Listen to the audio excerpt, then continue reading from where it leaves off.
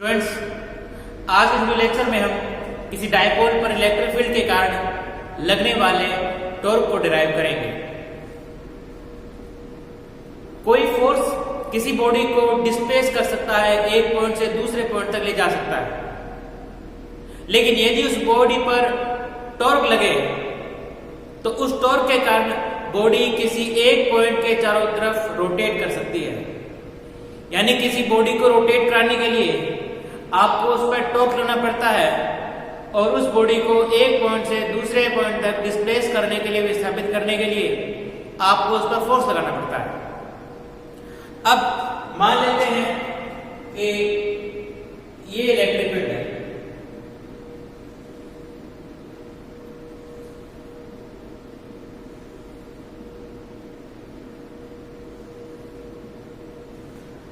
Electric field कुछ इस प्रकार का है कि ये यूनिफॉर्म है।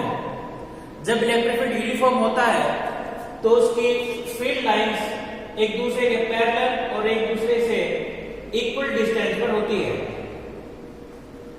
ये हमारा डायपोल है।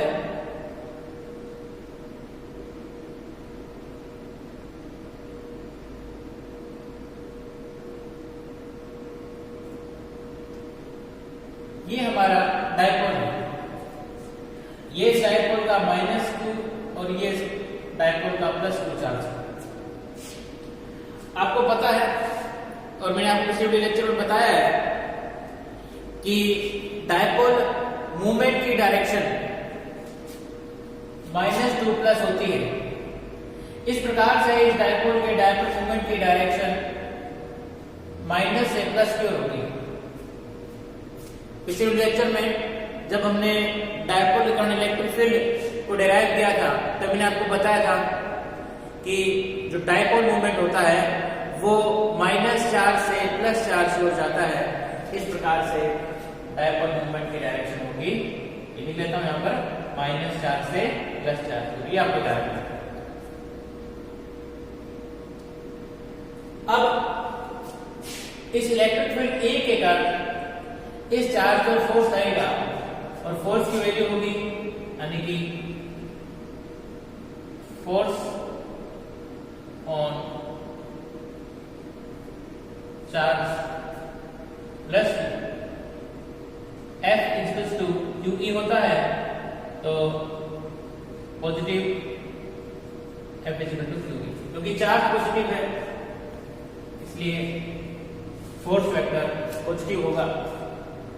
यानी कि फोर्स वेक्टर की जो डायरेक्शन होगी वो इलेक्ट्रिक फील्ड की डायरेक्शन में ही होगी। इसका मतलब यह है कि इस +2 चार्ज पर लगने वाला फोर्स इलेक्ट्रिक फील्ड की डायरेक्शन में होगा।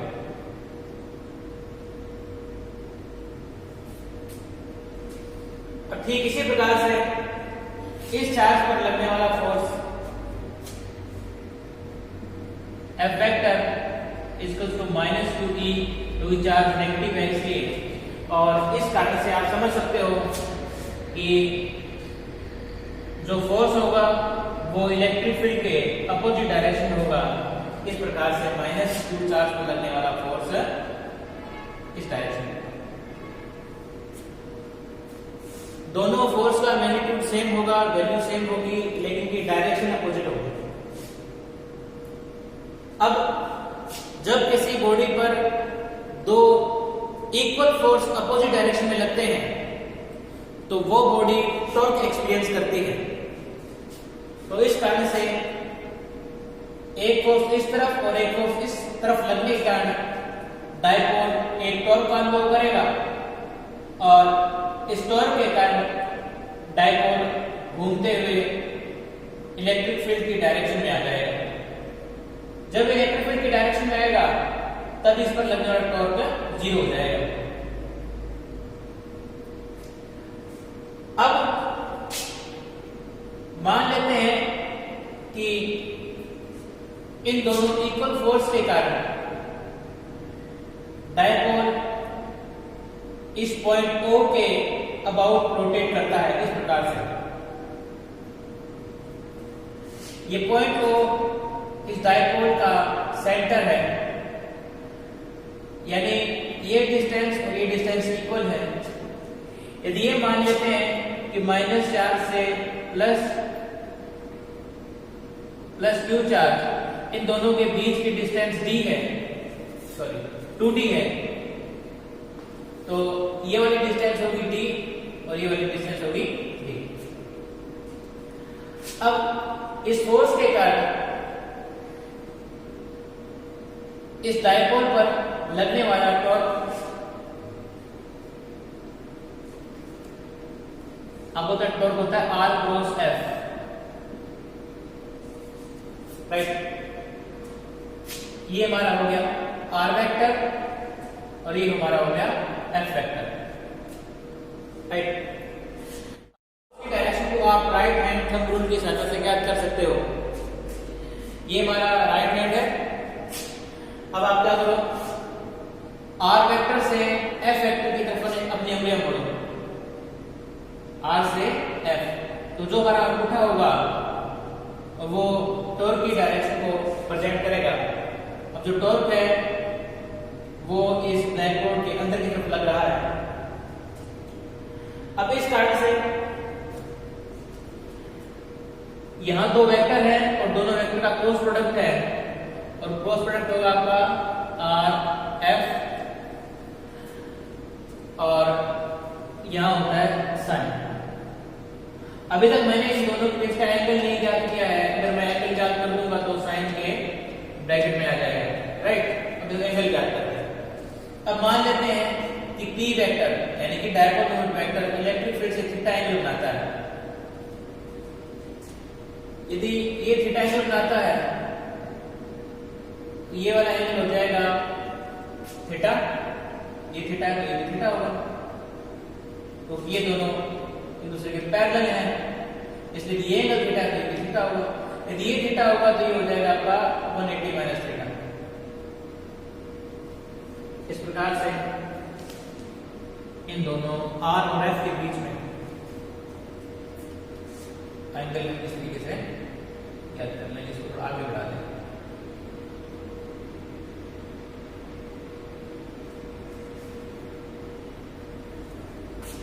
अब आप देखोगे, जब आप इसको थोड़ा आगे की तरफ बढ़ा दोगे, हमारा R वेक्टर इस डायरेक्शन में है, F वेक्टर इस डायरेक्शन में है, तो इन दोनों के बीच का बना हुआ एंगल होगा थीटा, राइट। तो R और F के बीच में एंगल हो गया थीटा, राइट। और इस प्रकार से आपका होगा ये थीटा। आपको पता है दो वेक्टर जैसे कि A वेक्टर है, ये B वेक्टर है, राइट। और तो इन दोनों वेक्टर का क्रॉस प्रोडक्ट क्या होगा, A cross B, A B sin theta. इन दोनों के बीच में एंगल थीटा बनेगा, इसमें एंगल थीटा बनेगा। अब ठीक इसी प्रकार से हम इस F की वैल्यू रख लेंगे पहले तो आपका हो गया R, F की वैल्यू होगी Q E sin थीटा।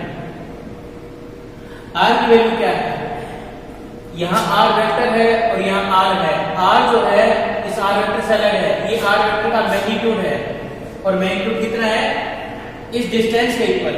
तो ये डिस्टेंस कितनी है, D, तो R जो है D के इक्वल हो जाएगा, तो टॉर्क होगा आपका D Q E sin theta. इस प्रकार से आपने इस फोर्स F के द्वारा इस डायपोल पर लगने वाले टॉर्क की वैल्यू ज्ञात कर दी। यहां पर दो टॉर्क है, एक तो ये वाला टॉर्क और दूसरा ये वाला टॉर्क। अब इस फोर्स के कारण इस डायपोल पर लगने वाले टॉर्क की वैल्यू ज्ञात करने में ठीक इसी प्रकार से tau to R cross F, वो सेम के सेम प्रोसेस है, और R और F के बीच में मान लेते हैं थीटा बना रहा था। एंगल मुझे नहीं पता, एंगल ज्ञात करना पड़ेगा। ये हमारा R वेक्टर इस डायरेक्शन में,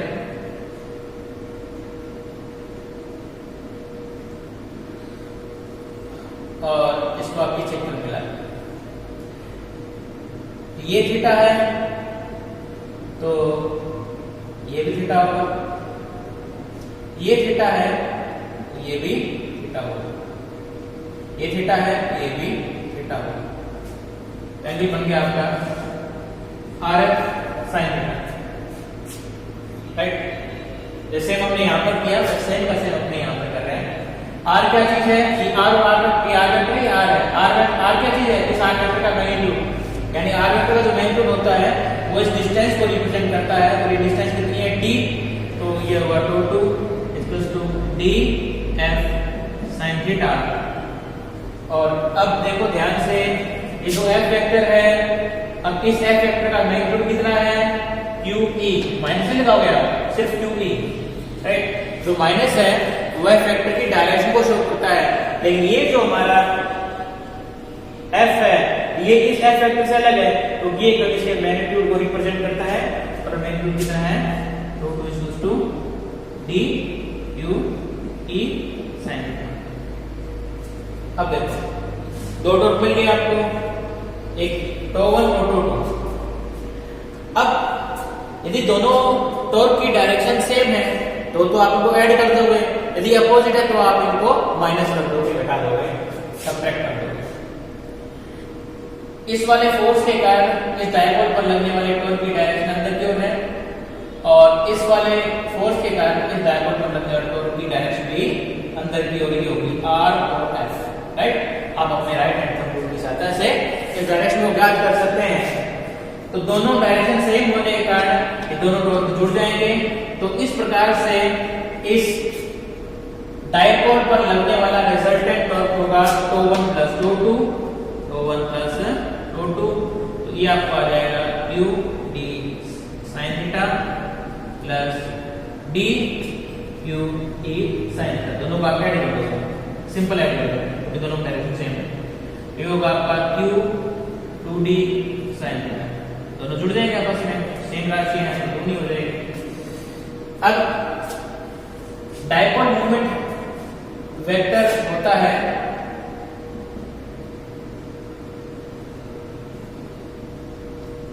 राइट,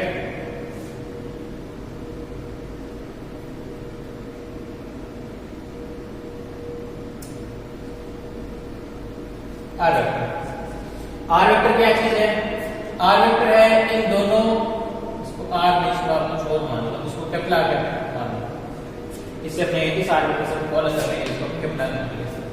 अब कैपिटल आर वेक्टर क्या चीज है? कैपिटल आर वेक्टर जो है वो है इन दोनों पॉइंट के बीच का डिस्प्लेसमेंट वेक्टर, राइट। और इन दोनों पॉइंट्स ये वाला चार्ज और ये वाला चार्ज, इन दोनों के बीच का जो डिस्प्लेसमेंट है उसका मैग्नीट्यूड 2d के इक्वल है। इसलिए p का मैग्नीट्यूड आ जाएगा p q r की वैल्यू हो जाएगी। देखो ये तो वेक्टर में है, अब इस वेक्टर का मैग्नीट्यूड कितना हो जाएगा? r, right. p equals to q r। r क्या चीज है? देखो ये तो डिस्प्लेसमेंट वेक्टर है और ये क्या चीज है? डिस्प्लेसमेंट। अब इन दोनों पॉइंट के बीच का डिस्प्लेसमेंट कितना है?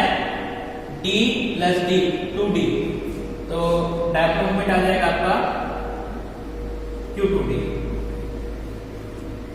इस प्रकार से इस क्वांटिटी को आप लिख सकते हो, इलेक्ट्रिक फील्ड ओरिएंटेड हुआ। इस क्वांटिटी को आप लिख सकते हो E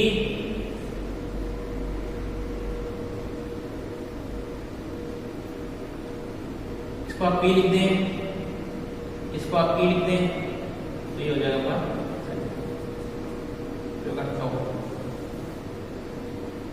ये कैपिटल में नहीं है, इसमें ध्यान रखना। डायपोल मोमेंट है, डायपोल मोमेंट जो होता है वो P को स्मॉल लेटर में लिखा जाता है। और ये अगर आप कैपिटल P लगा लेते हैं इसकी जगह तो पोलराइजेशन को शो करता है, वो अलग टर्म होती है और स्मॉल लेटर टर्म होती है, वो आप ध्यान रखना। अगर आप कैपिटल P लगा लेते हैं तो पोलराइजेशन को शो करता है, और स्मॉल P जो होता है डायपोल मोमेंट को शो करता है। ये आपका ध्यान रखना, ये डायपोल मोमेंट है, इसके स्मॉल किया है। अब इसको आप वेक्टर फॉर्म में इस तरीके से लिख सकते हो P क्रॉस अब P और E के बीच में कितना एंगल बना हुआ है? Theta, right. फर्स्ट वेक्टर और सेकंड वेक्टर के बीच में एंगल कितना बना हुआ है? Theta, right. ये हमारा फर्स्ट वेक्टर है, ये हमारा सेकंड वेक्टर है, इसलिए ये हो जाएगा P E sin थीटा। इस इक्वेशन से लिख सकते हो P क्रॉस E। तो स्टूडेंट्स इस प्रकार से इस लेक्चर में हमने किसी डायपोल पर लगने वाले